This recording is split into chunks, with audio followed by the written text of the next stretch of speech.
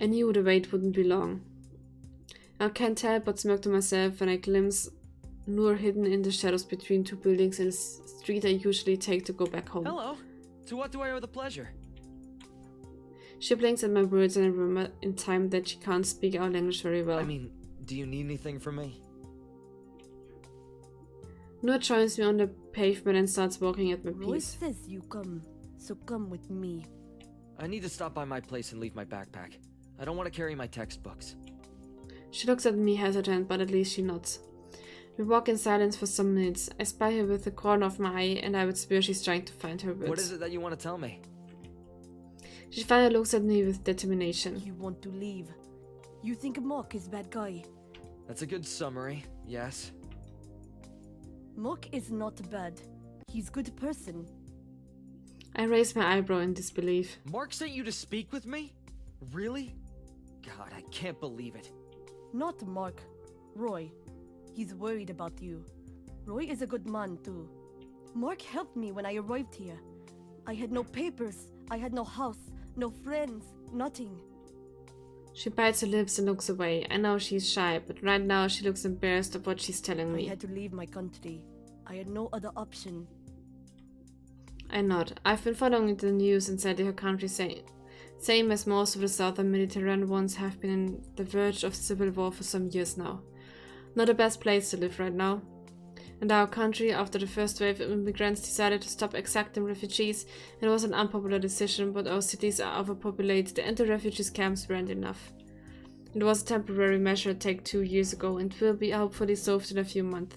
But right now the situation for people like Noah trapped between two countries without any legal rights is fucked to say the last. Mark helped me with papers, a lawyer, and housing.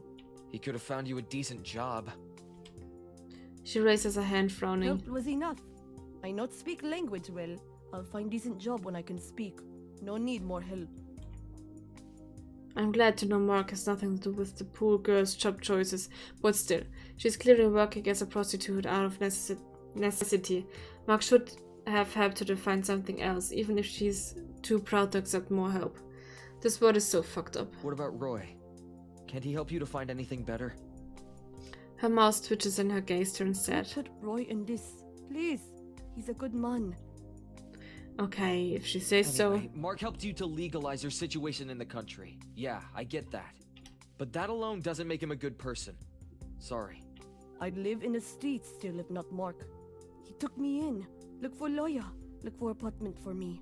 He did great favor. Yeah. He great man. He risk a lot. For us. For the whole earth. He's your hero, right? Yes, he great hero. Very brave. I sighed. Well, it's more or less what I expected, right? And the team has been brainwashed to think Mark is the shit. I should really find out what part of all this is true and what is just smoke and mirrors. Today's more just like a stakeout. We wait in different corners of a street until a shady guy slips and involved in a mailbox. Prue waits until the street is completely empty to saunter to the mailbox and retrieve the envelope and then starts walking in a casual way. We join him in the next street. Is this it? Roy examines the contents of the envelope in silence and then nods. I want to ask what inside the envelope. Money? A letter? Floor plans of a building? But no, he won't say a word about it. Well, it was easy this time. Yes, sorry to call you just for this, but I wasn't sure if everything would turn out smoothly or if you could have trouble. Better be cautious. Exactly, but I told you we could trust this guy. Now we can go ahead and plan our next move.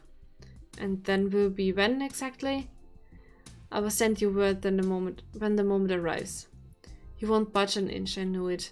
This is so frustrating. How am I going to extract any information out of them if they tell me the details only an hour before our meeting time? I need them to trust me, especially Roy. I'm looking forward to our next task. It's always exciting. Roy's gaze hardens. Of course you won't buy any act of mine, at least not so fast. Yes, it is. I'm glad to see you this enthusiastic.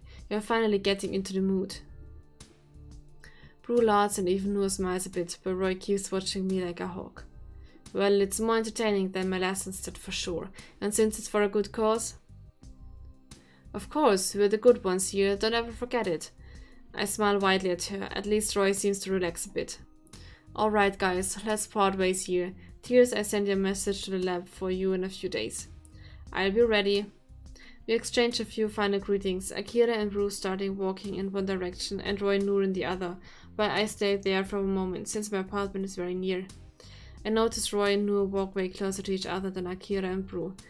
Akira in particular is clearly trying to stay as far from Brew as the streets allow. I chuckled amused. The next day my stomach rumbles and a quick look at my computer's clock tells that for once my body has reminded me of lunchtime at the right moment. I turn towards my lab mates. Quim noticed my glance and pretends to be fully focused on his tasks. Oh. I was so concentrated in the last hours that I almost forgot how tense my current relationship is with Quim and the others. They have been avoiding me for days, and the conversations in the lab are now scarce and hushed tones. Considering how well we got along until now, it makes me a bit sad. Besides being uncomfortable. I get up and say aloud to nobody in particular. I'm going to have lunch. If someone needs me, I'll be back in half an hour. Sorry, I have to drink some... a bit. Oh.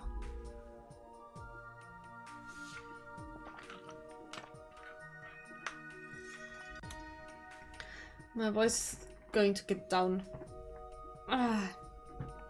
Just a couple of notes and as an answer. I sighed, feeling defeated and depressed. I considered for a moment going to the cafeteria. Paul and Lila will be there, perhaps, and I could use some cheering up. On the other hand, I could also have lunch in Bill's lab again. It was quite nice the other day, and I wouldn't lose as much time coming and going as with the cafeteria. I would go to the cafeteria. I think we don't have to... Well... We don't have any news, so we would just go to Bill for chitty chat, but Bill is no one who does this, so... And we're feeling down, so I think...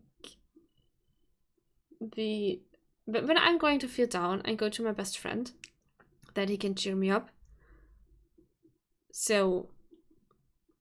I go to the cafeteria. I go to Paul and Lila. The cafeteria is half empty now that there aren't lessons or exams going on, but as I expected, Lila and Paul are sitting at a table hanging out with some of their classmates. Paul! Hello, guys! Paul smiles at hearing my voice and waves at me, asking with a gesture to get closer. I sounded at the table with a grin. Tears! Great to see you.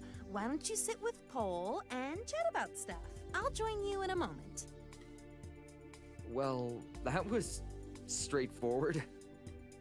I wouldn't expect it less from Lila, right to the point. I turn to look at Paul and keep the wibble light, but he gets to his feet and walks towards an empty table. Oh, so much for playing it down. Fine, I better follow him. He seems his usual self once he sit down together, I thought. We chit-chat for a short while, go to order a meal and start eating. Lila keeps spying us from her table, and Paul, as I expected, soon starts feeling uncomfortable. So, how are things going? I tell him about the other day's outing with Roy and the others, and about Roy being wary of me. He considered my words as silence and finally nods. But I'm sure the opportunity will arise. I just have to be patient and win his trust. Let's hope for that. Anyway, Tears, I was wondering... Ha! I knew it. Come on, Paul, spit it. I'm tired of things being awkward between us. I need him to say whatever's on his mind worrying him. I know you're angry with Mark right now, after all that has happened, but do you have feelings for him? That isn't what I expected to hear. What? What do you mean? Well, you told me you two have been in a relationship of sorts for some time now. Oh my god, this is so embarrassing. Look, it isn't a relationship, okay? It was just letting go some steam. He looks aside, but it's still red as a tomato. I don't know if he's getting the right idea. Also, it's really just letting off steam right now. I shake my head, forcing the thought to leave my mind. I know after so many years with Nil, this might come as shock. Sorry. To leave my mind, this isn't the moment for that. I know after so many years with Nil, this might come as shocking for you. But he asked me, and I thought, okay. Now I see it was a terrible idea, but at that moment... But it wasn't just the once. I stare at him with silence. No, you're right. But I swear this has nothing to do with the relationship. Nil's face comes to my mind. No, definitely my flying with Mark has nothing to do with that. I have no feelings for Mark, and I'm sorry for disappointing you. He looks slightly surprised. Disappointing me? Why would you say that? I don't really want to say this aloud. Why is he forcing me to? Because... you think it's too soon after Nil. At the mention of Nil, Paul tries to smile, but the outcome is a grimace. Well, no. I mean, yes. It is, right? But I'm not judging you, I swear. Really? That's a weight off my mind. I was more worried about how you were feeling. If you felt hurt because of all this. Oh, Paul, I could hug him right now. No, don't worry. I'm okay. I'm glad. I don't know how I'd feel if it had happened to me. I've avoided thinking much about it, to be honest. Better like this. He nods and goes back to his meal. Paul looks relieved, and I guess this issue was also a load off his mind. I feel touched by his concern. I don't deserve his friendship. We finished eating and set up to take our trays back to the counter. Paul, are you and Lila going out this Saturday? Haha, not this Saturday. It's Christmas Eve. Have you forgotten? Geez, already? And I haven't bought presents for my parents yet. I'm screwed. But there's a Christmas party at the Night Spa this Friday. Will you come? Ah, yeah, why not? By the way, Lila and her boyfriend had an argument last weekend, so please don't mention it to her. Don't mention what? I laugh at their face. Too soon, I have to leave them to go back to the lab to end my work. But spending a short while with them feels like a breath of fresh air. I feel way more positive when I go back to the moody, silent environment of my lab. After the whole week surrounded by long faces of people who barely speak to me, it's great meeting my friends again. Although it would be great for some quiet instead of loud music and elbows digging into my ribs every 2 minutes. Tears, you finally came, yay! Haha, I didn't think you would come. It's worth it anyway. Of course I came. You have a little face. I said I would come and I'm here. He pats me on the back, smiling from ear to ear, and I couldn't be happier with having some. What do you want to drink? I'm kind of friends with one of the bartenders, so I can get your drink really fast. Really? Nah, you're kidding me. Of course not. Right here and time me. Well, I think we figured out a little bug. Because why is Paul standing behind Lila? And she disappears among the people crowding around the bar. She's quite popular in here by now. Did her boyfriend came tonight?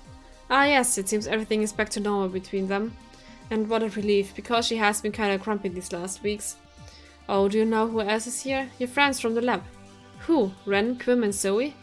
He nods and gestures to the back of the club. Actually, I wonder how I haven't noticed their presence before. Ren raises his eyes and sees me the moment I noticed him. The two of us hesitate for a moment. But after a short pause, he comes closer to greet me. Oh, after how cold he's being at the lab lately, I almost expected him to avoid me here too. Hi, Tears. How rare seeing you around. Yeah, well, I wanted to spend the day before Christmas Eve with my friends. Alright, Quim, Zoe and I won't come back to the lab until the start of the lessons, I think. Going on vacations? He shrugs. Gotta please the family now and then too. That reminds me that I have a long weekend ahead at my parents' house, unavoidable but boring. At least I already bought them presents, so one concern less. Yeah, same. And then Lila appears carrying the readings in her hands like a pro. Paul hurries to take one and take another, careful not to topple the third one. Wow, Lila, that was really record time. Ha, I told you. Hi, Ren, by the way. What's up? Hey, is Nil with you? She looks around, frowning a bit. He was around here before. I don't think he left. He would have said something. Oh, is Nil here? Really? Yes, is that okay? Of course, don't worry. Ren stares at me for a solid minute and decipher if he's worried or just thoughtful. I wanted to greet him. If I see him, I'll tell him to come to the bar area to see you, Tears. Oh, yeah, thank you. Everybody's so considerate with the poor eggs. Even I'm going to pity myself at this rate. Come on. I shake the uncomfortable feeling and turn towards Lila and Paul.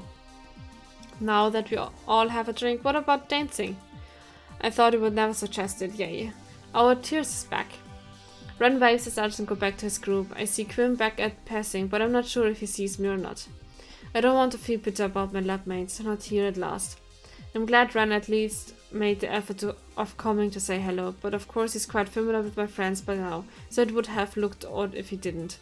So perhaps he did it out of formality and to keep appearance in front of my friends and not for my sake. Anyway, I don't want to think about it.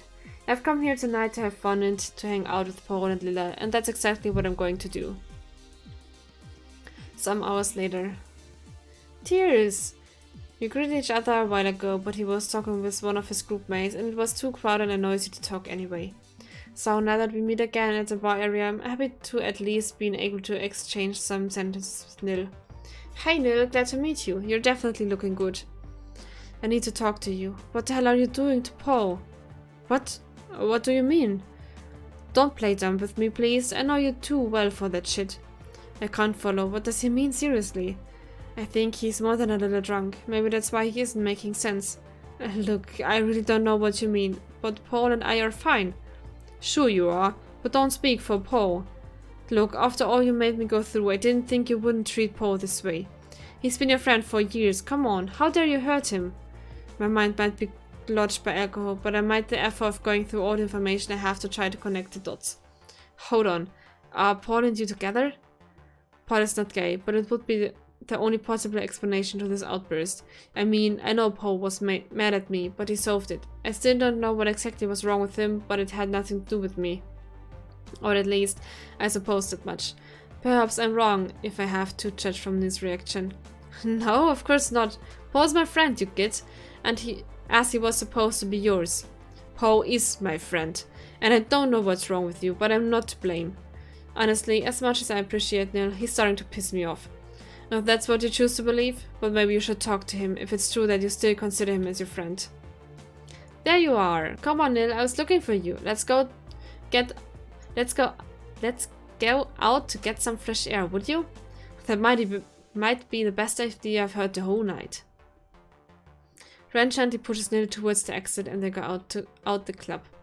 I glare at the closed door for a long moment. What the hell was it? I get Nil is drunk, but why was he so pissed at me? I see Paul coming closer, clearly looking for me. Exactly the person I wanted to see right now. Is there something wrong? You look angry. Is it because of Ren? Ren? No, not right now. I'm about to ask what's wrong with Ren, since I never told Paul the way my teammates are treating me lately. But I have more pressing matters at this very moment. Nil lashed out at me, and I don't get why. Oh, he's had one too many drinks tonight. Don't take him seriously, please. I shake my head. I know Nil better than myself. He would never act that way without a reason. No matter how drunk he is. I'm sorry. He says I'm treating you badly, that I'm hurting you. Paul looks away. What about moving to another place? Let's look for Lila. She wanted to go to another club. Sorry, my voice is... I speak too much.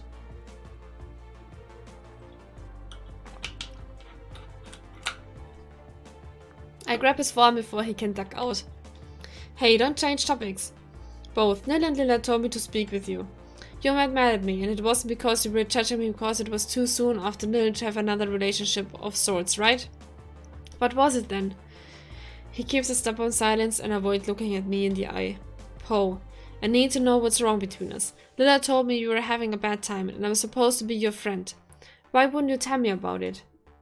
He pulls his arm free of my grasp. Because I can't, okay? Leave me alone. He walks to the exit with 3 long streets and I follow him. There's no way I can leave this issue this way. I find Paul outside, leaning back against the wall by the door. He looks pained.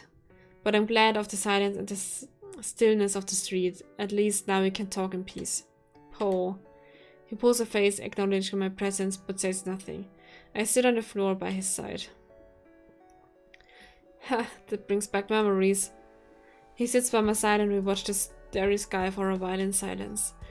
I remember the first night we came to the night spa, the day Neil broke up with me. Do you remember? Yes, of course I do. I felt so down that evening. I'm glad you were with me, trying to cheer me up. In fact, you're always there. Every time I need you, I can always count on you. Well, that's what friends are for. No, it's more than that. It's almost as if realization hits me with the force of a freight train. How have I not noticed it before? Am I blind? Oh, you have feelings for me, right? What? I mean, not only the kind of feelings one has for a close friend. You're making no sense. Are you sure?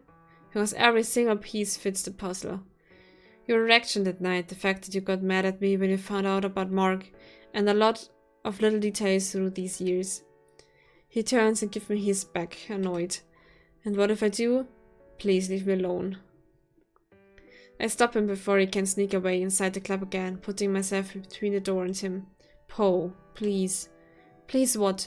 Okay, you know it now, but it's not your problem. So just forget about it, please. I stare at him in complete confusion. Poe, there's no way I can do that. You're my best friend. And I will keep exactly that. It's alright, really. I don't want anything else. How can that be alright? Please respect my decision. I've decided that I'm okay with this, so let it be. But I can't agree with that. We should talk. There's nothing to talk about. You see me as your best friend. 6 months from now, 1 year at most, and you will be on a rocket heading for a liar. Oh, so that's the reason. He's right, Thor. But it still feels wrong not talking with him about his feelings. Because it turns out Nil was right and I've heard Paul. I have hidden my flying with Mark from him and I had known before. If I had known before. I lightly squeezes his forearm, keeping the touch short, and open the club door for him to lead the way. This conversation is not over, but I have a lot to think about before I can ask Paul again about it.